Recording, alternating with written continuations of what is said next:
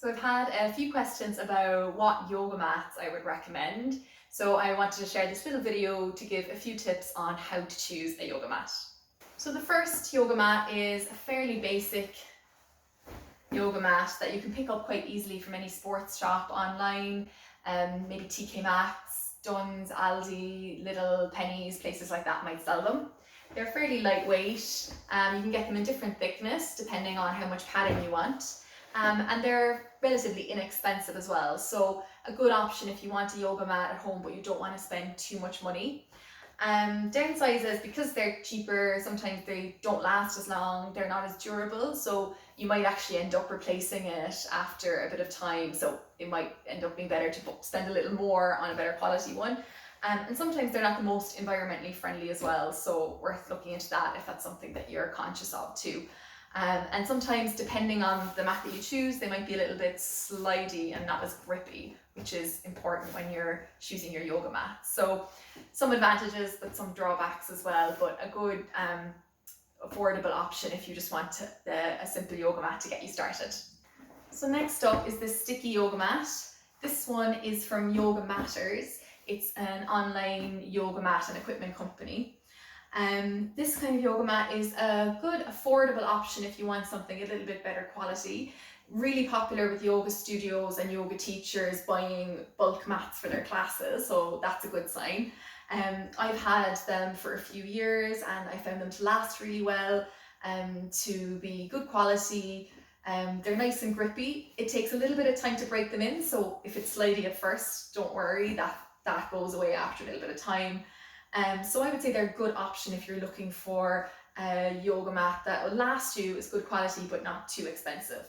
As I said, this is from Yoga Matters, but I know that Ecotex do good quality, nice grippy, fairly inexpensive mats too.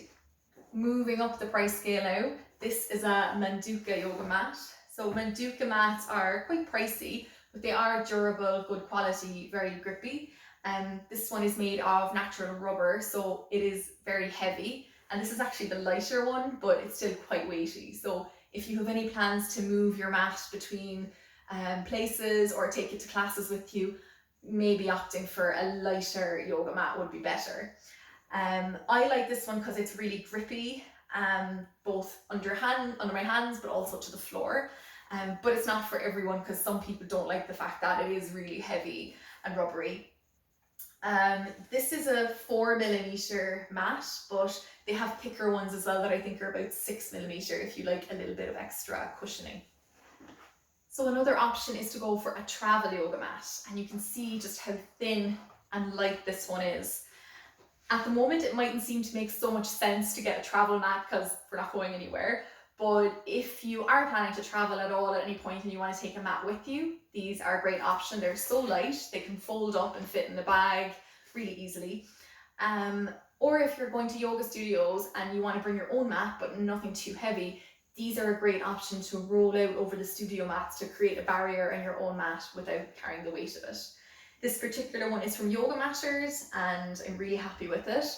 I know that a company called Jade do travel yoga mats as well, and I've used theirs in the past and they're really good quality, really durable, so definitely an option to consider if you're looking for a thinner travel style yoga mat as well.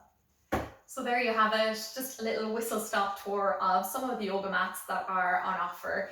I hope this was helpful. If you have any questions about choosing a mat or about other brands that are available out there, just send me a message and I'd be happy to help.